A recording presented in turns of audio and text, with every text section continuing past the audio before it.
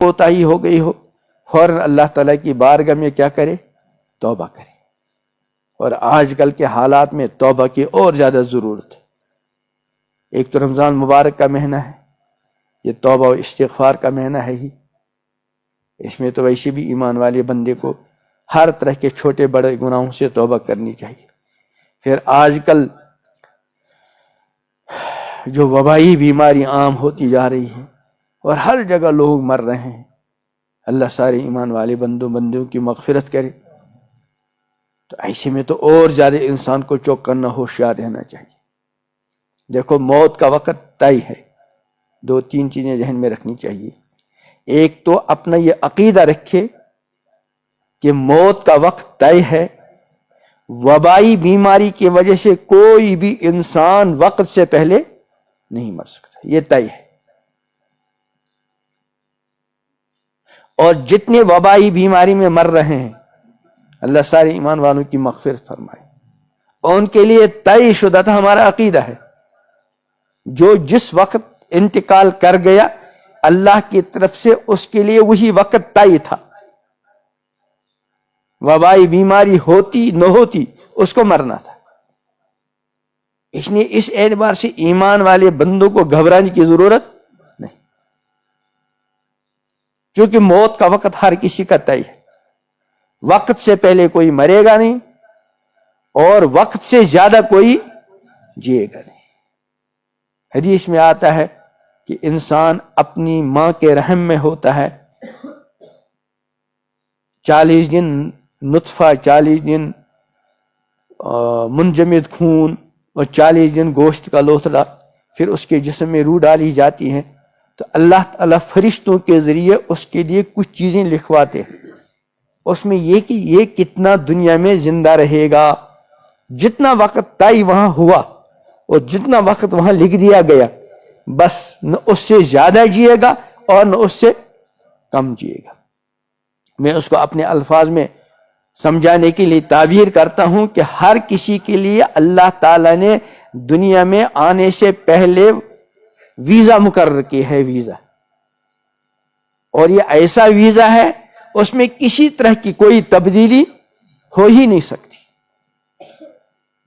اس لیے یہ عقیدہ رکھنا چاہیے کہ وبائی بیماری کی وجہ سے کوئی انسان وقت سے پہلے نہیں مرتا، عقیدہ یہ رکھے۔ البتہ احتیاط، شریعت نے ہم کو احتیاط کا مکلف بنایا ہے، جہاں شرعی احتیاط ہوں ان کو برتنا چاہیے۔ جیسے دنیا کے اندر جتنا ہمارے مقدر میں ہے وہ بھی طے ہے، کھانے کا، پینے کا وغیرہ، یہ تو ہمارا عقیدہ ہے، لیکن دنیا کو اللہ تعالی نے دارالاسباب بنایا ہے، اس نے ہم کو مکلف بنایا گیا ہے کہ حلال ذریعے سے اپنے روزگار کی کوئی نہ کوئی صورت اختیار ہم کر لیں، لیکن عقیدہ یہ کہ ملے گا وہی جو اللہ نے ہمارے مقدر میں لکھا ہوگا۔ اس لیے احتیاطی تدابیر الگ ہے اور عقیدہ الگ چیز ہے۔ اسی لیے امام الانبیاء حضرت محمد عربی علیہ السلام کے دونوں مبارک اقوال اور دونوں طرح کے مبارک اعمال امت کے سامنے۔ ایک طرف سے امام الانبیاء حضرت محمد عربی علیہ السلام نے یہ ارشاد فرمایا لا عدوہ، اس کا مطلب کیا ہے کہ بیماری لگتی نہیں، کسی کی بیماری لگتی نہیں۔ اور دوسری طرف سے امام الانبیاء حضرت محمد عربی علیہ السلام نے فرمایا کہ جزامی سے ایسے بھاگو جیسے شیر سے بھاگتے ہو۔ تو پہلے ارشاد میں آپ نے عقیدے کو بیان کیا کہ یہ عقیدہ رکھو کہ اللہ کے حکم کے بغیر، اللہ کے چاہے کے بغیر کو کسی کی بیماری کسی کو نہیں لگتی، یہ تو ہے عقیدہ۔ ارے بھائی بند کرو۔ اور وہ جو فرمایا کہ جزامی سے بھاگو جیسے کہ شیر سے، یہ ظاہری تدبیر آپ نے ارشاد فرمائی کہ احتیاط کرو، اور اس میں بھی عقیدے کی حفاظت ہے کہ اگر ایک انسان نے احتیاط نہیں کی اور خدا نخواستہ وہ کسی وبائی بیماری کے اندر مبتلا ہو گیا، کسی کے ساتھ ملنے کی وجہ سے، کسی کے ساتھ مسافہ کرنے کی وجہ سے، وغیرہ وغیرہ، اور اتفاقاً اس کو وہ بیماری لگ گئی، اب یہ کہے گا اور دوسرے بھی کہیں گے یار اگر تم فلاں سے نہ ملتے تو یہ نہ ہوتا، اگر تم احتیاط کرتے تو نہ یہ ہوتا، کیونکہ تم نے احتیاط نہیں کی اس لیے ہو گیا۔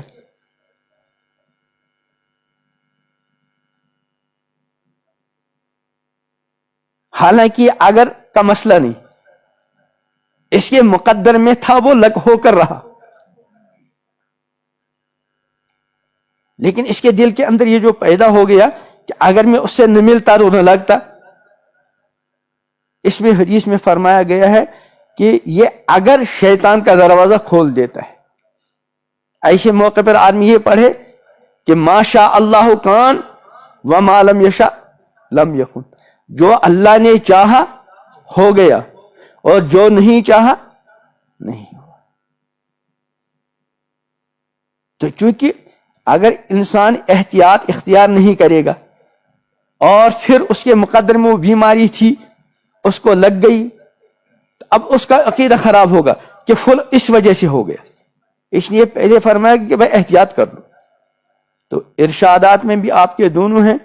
ایک یہ کہ آپ نے ارشاد فرمایا کہ لا ادوا، بیماری لگتی نہیں، یعنی بالذات بیماری لگ جائے ایسا نہیں، ہاں جہاں جیسے بیماری کے دوسرے اسباب ہیں یہ بھی ایک سبب ہے، لیکن مؤثر بالذات نہیں، لگے گی اسی کو جس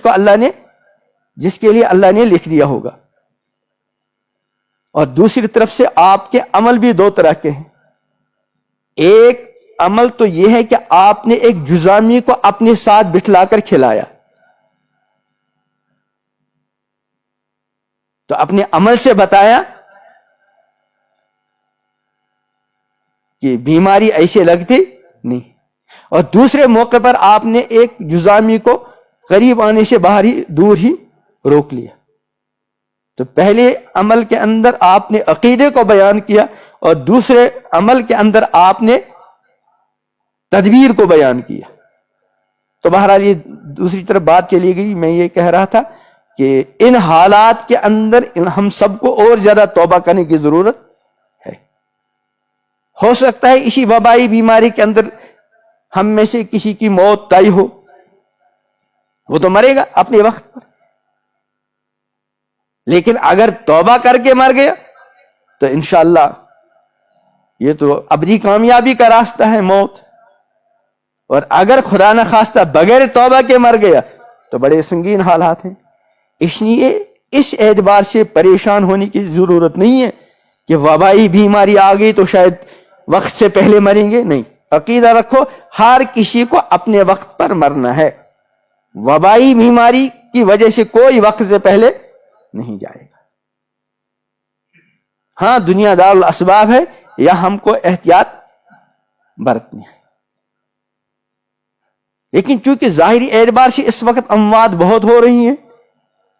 اور جن جن کے مقدر میں ہے ان کو مرنا ہے ہی مرنا ہے، اس اعتبار سے ہم کو بہت زیادہ توبہ اور استغفار کا اہتمام کرنا چاہیے۔ اور ویسے بھی اللہ تعالیٰ کا فرمان ہے وَمَا كَانَ اللَّهُ لِيُعَذِّبَهُمْ وَأَنْتَ فِيهِمْ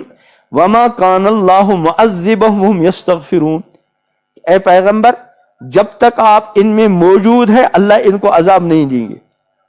اور جب تک کہ اللہ سے معافی طلب کرتے رہیں گے، استغفار کرتے رہیں گے تو اللہ تعالیٰ ان کو عذاب نہیں دیں۔ تو معلوم ہوا استغفار کی وجہ سے، اللہ تعالیٰ سے معافی مانگنے کی وجہ سے انسان جو ہے اللہ کے عذاب سے محفوظ رہتا ہے۔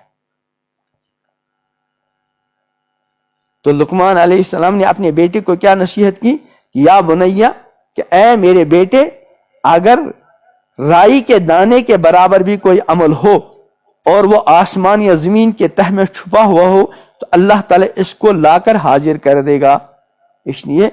حتی الامکان انسان ہر چھوٹے بڑے گناہ سے اپنے آپ کو بچائے، اور خدا نخواست کوئی کوتاہی غلطی ہو گئی فوراً اللہ تعالیٰ کی بارگاہ میں کیا کرے؟ توبہ کرے۔ اور تیسری نصیحت یہ بھی قرآن پاک میں ہے، اے میرے پیارے بیٹے نماز ٹھیک ٹھیک ادا کرتے رہنا۔ اے میرے پیارے بیٹے نماز ٹھیک ٹھیک ادا کرتے رہنا۔ ایک ہے بس سر سے بوجھ سا اتار دیا، کہیں ماں باپ کے ڈر سے، کہیں استاد کے ڈر سے، اور کہیں بس عادت ہے، اپنی عادت کو پورا کر لیا اور آ گیا، اور جیسا آیا تھا ویسے ہی چلا گیا۔ ایک ہی